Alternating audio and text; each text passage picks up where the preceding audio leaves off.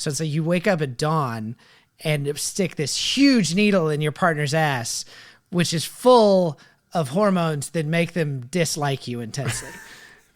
And do that for an indeterminate amount of time, going in for checkups while the doctor's like, your uterine lining isn't quite there yet. So just keep doing the ass shots. Okay, so yeah. Record the intro now.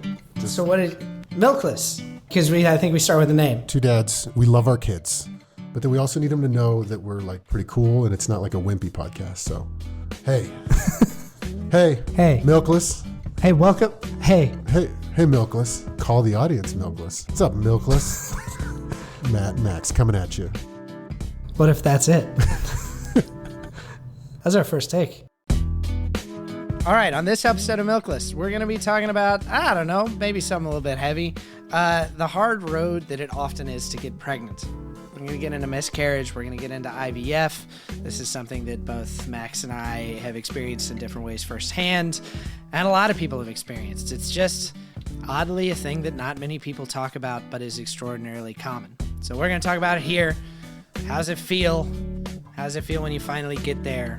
How does it feel in those moments of worry of, will you ever get there? So here we go. All right, Matt, today we're talking about getting pregnant, how easy it is, how hard it is. You know, it's kind of in the past for us now, but a lot of people don't talk about certain aspects of it. You know, we had a relatively easy road. We had natural conception 3 times, basically one shot, one kill, you know, shot it past the goalie quite easily. With that said, we did have a miscarriage first, and that was tough. We were first time pregnant people. We didn't know about that. And that was kind of hard to handle that sort of arc where you get so excited about it. Everyone's like, don't tell anybody until whatever. We did. And we got stoked about it. And I started living this life in my head of what it would be like. And it didn't happen. We thought we were the only ones.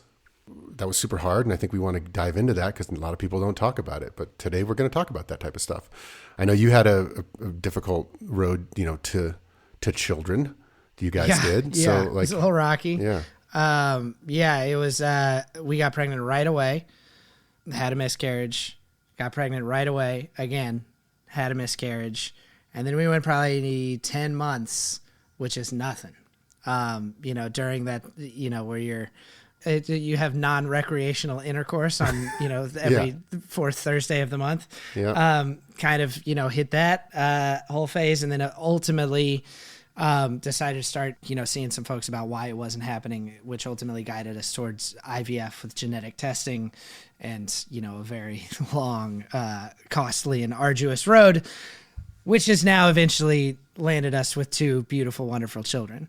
And it's funny how, you know, these things after you have kids, it's hard to conjure the memory of how profound that sense of loss was. That kind of fades. But I was reminded of it. I was at a wedding, I guess, last weekend, and there's just a bunch of folks in this phase of life.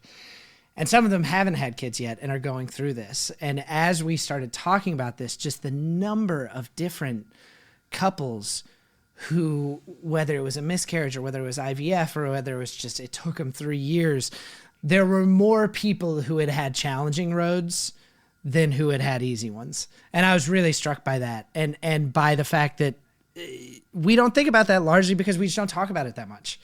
And because once you do have kids, it's like, oh yeah, I remember that time when I wondered if we ever even would. That's tough. Yeah. It's a weird kind of grief, I guess. Yeah. Obviously on the women's side, they have the added, you know, thing of the physical thing that is so hard. Mm-hmm. With that said, there's been a lot of studies about men going through, or the father-to-be going through a miscarriage. And there's a lot of different ways men kind of handle it. Like a lot of times they do not feel it as a true loss, but feel it as rather a loss of potential.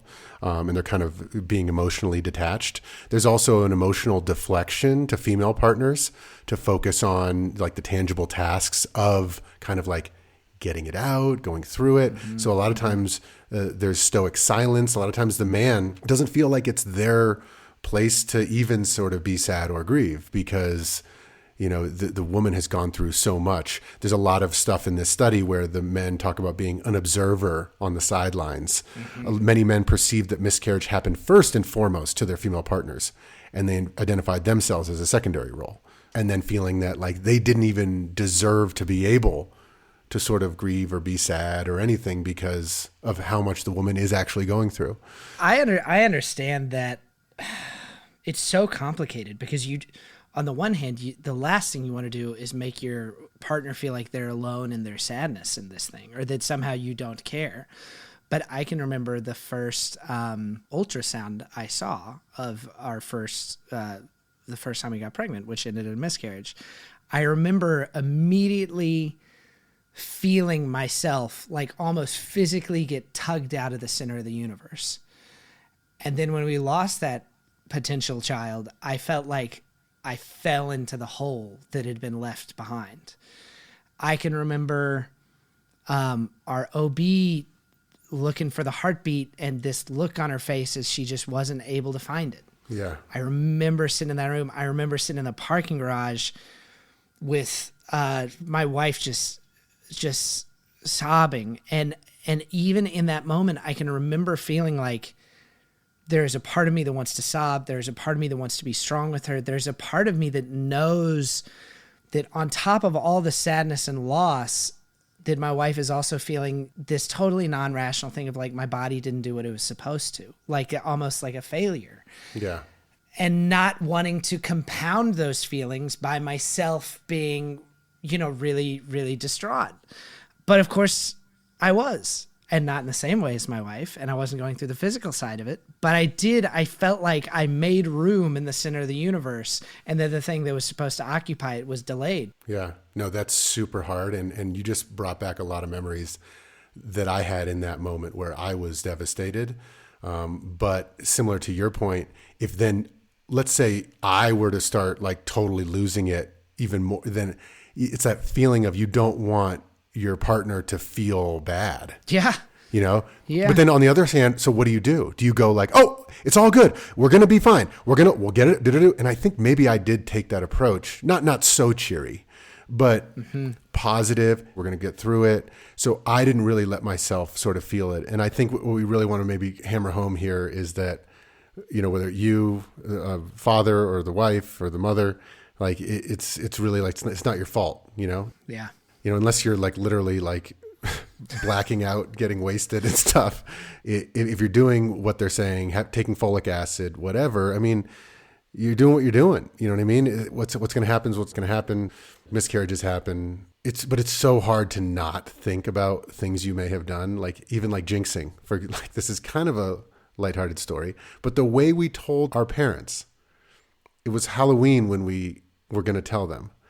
So we got shirts that had skeletons on them, and my wife had a skeleton of her with a baby skeleton. Yeah. So we showed our parents on a Zoom call a skeleton baby. The next day, it had no heartbeat. Oh God. It was just like, oh, what have we done? And because it's just there's no such thing as jinxing. Yeah, right. But then in retrospect, I was like, why did we fucking like depict our future child as a fucking skeleton? Oh my God.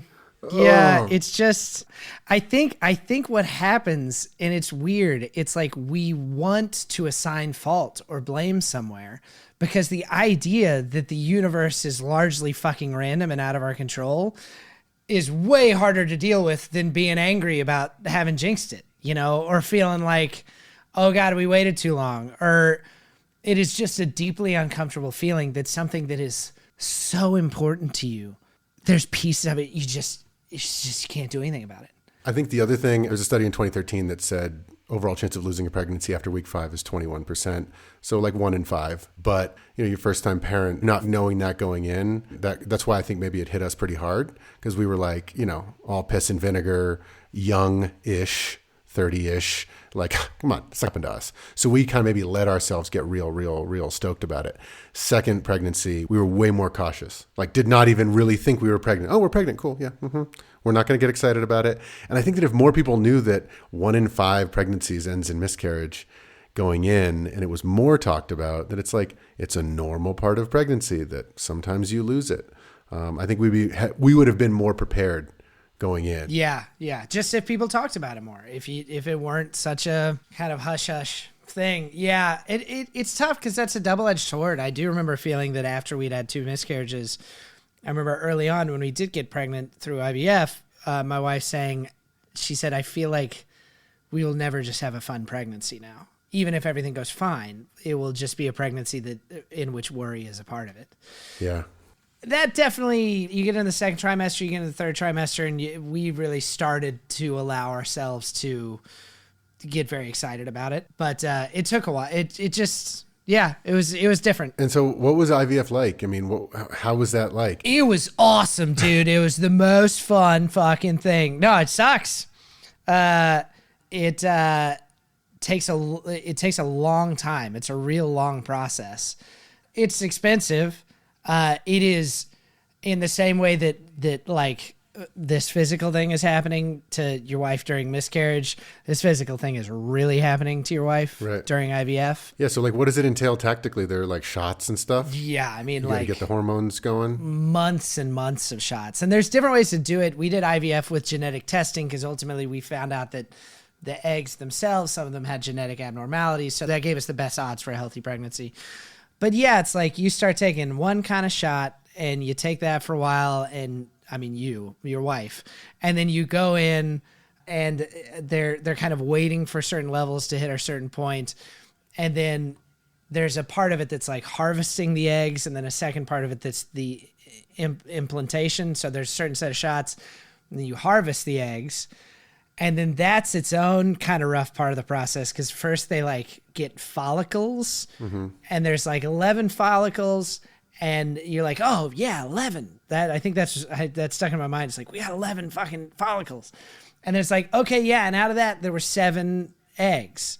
It's like, okay, 7 eggs. And they're like, okay. And out of that, 5 really looked genetically strong. We're like, okay, we got 5. And then you do your glamorous part. And then only a certain number of the eggs get inseminated. And so we ended up with 3 viable, fertilized embryos essentially. And so you watch that number dwindle and dwindle and dwindle. And then your odds of each one of those are a little better than 50% if you've done the genetic testing.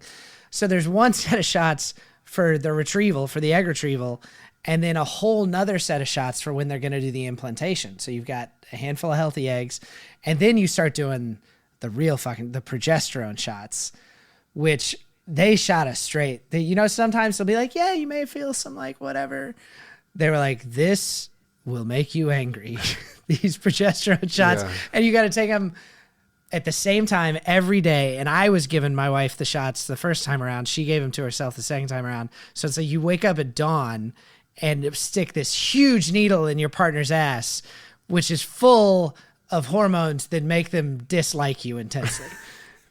And do that for an indeterminate amount of time, going in for checkups while the doctor's like, your uterine lining isn't quite there yet. So just keep doing the ass shots until we tell you. And then it doesn't always work, right? Like there's a study that says, basically first cycle is around 30% success rate.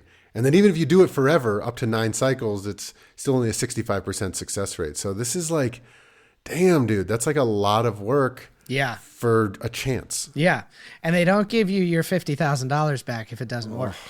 How do you deal with that mentally? How do the two of you, obviously, how do you turn your brain off and like not obsess about it? Just think about it all the time. Yeah. Just like. Yeah. I mean, it's easier for me, than it was for my wife. There's kind of no way to not think about it. And there's also for her, it's like, well, I can't really plan my life because I don't really know what's going to happen. Am I going to be pregnant in a year, or am I going to be going back into the retrieval phase in a year? And for my wife, I know there was even a question of like, do I want to go back into the retrieval phase again? I mean, the combination of the multiple miscarriages and the IVF process added up to a point where we were like, are we ever going to have kids that are biologically ours? Or are we going to start talking about adoption? And what does that mean? And it's just almost impossible to not go there in your mind of like, is this ever actually going to work? It was tough. It was very tough. It was not fun. And when we had 3 healthy embryos, and our first one, the implantation didn't take, so we were left with 2. The second one took, and is our eldest daughter. We had 1 healthy embryo left. And my wife at that point had kind of said, we were in the late 30s. She's like, I'm not going to go back to the retrieval phase again. I'm not doing that again. So we got 1 healthy embryo. And that last embryo was basically, if this embryo takes, we will have 2 kids. If this embryo does not take, we're going to have 1 kid. And it kind of came down to that. And we had to get okay with either of those possibilities. Well, how do you deal with that? How do you deal with that mentally? Like, how do you just kind of say, this is sort of fate, or? I think where we got to is like, we have, we had been a family of 3 for long enough, and we were really happy. And we were like, if this is what it is, then this is great. And this will be the kind of family we are. But boy, it sure would be exciting to have another kid. And just tried to lean into the pluses and minuses of both of those, that, we really wanted a kid, but we'll also then be back in the shit of having a baby. And so there's advantages to either way. But I think one of the biggest things throughout the whole process was just what a stark piece of evidence it was that massive, massive parts of your life are not in your control. We really want to feel like we have control. And, if you've been like relatively successful and you grew up with some amount of privilege to a large extent, if you really wanted something, you could just go chase that and do all the right things and work towards that. And pregnancy don't work that way. Yeah. It's a little bit up to the gods, Well, would you recommend that people not wait too long? Because how do you, is there any way to know? Yeah. Because I think I've heard from some friends or people we're close to that, if you start late, you start trying to have kids at 37 or something. Yeah. It might take a while. I mean, it's not always one shot, one kill. Looking back, I guess I wish we had started earlier. I mean, the truth is, like, we started trying when we were ready to have kids right then. Mm-hmm. And then there was a 2-year delay. And during that time, your friends are having kids. I had some friends who had like an accidental pregnancy during that time. And it's just hard to watch it working for other people while it's not working for you. Even though you don't want to feel that way and you're happy for your friends, of course, it's a little bit like, oh, gosh, we're falling behind in this phase of life. And so I don't know what the right advice is, because it's not like you want to have kids earlier than you're ready for them in anticipation of it maybe being a problem. But given the road we took, I would have started earlier. But I think not just because it took a while. I think I would have started earlier because it turns out I fucking love having kids. And it would have been 2 more years of my life when I had kids. Love it. And 2 more years of my life when my lower back probably didn't hurt quite as much, Yeah. Yeah. Well, anything you'd want to say to people who are going through IVF right now? Oh, man. Try to find ways to have fun and not have it be the only thing that's happening in your life. When you get into the progesterone shots, just try not to take it personally. She doesn't hate you. It's the stuff that you're sticking in her butt. But she's coming for you. Yeah. I just remember this vague feeling of like, what did I do? Like, did I do something this morning? And it's like, no, that's just how she's feeling. And it is another one of those things where you're going through it. Your wife's really going through it. We've talked before about the importance of having friends. There are things to complain about as a guy going through IVF, but I don't think there are things you complain about to your wife, because it's not the same thing. Like, I was not able to complain to my wife about the thinness of the door where I had to go jerk off into a cup, but I could hear the nurses outside clear as day. And so the question is, did that help and turn you on in a kinky, weird ass way, or make it? Nope. Pew. They also had like a 1994 like Microsoft laptop with just weird porn on it. Oh, I was like, so strange. Yeah, I don't know if I could do that. So having somebody outside of your marriage that you can talk to about this, because you're going through something too. And then if and when you're able to have kids, it just kind of fades. It's hard to even remember how intense that was. Yeah. Which is odd. Yeah. No picnic pregnancy. Real hard. Especially for us dads.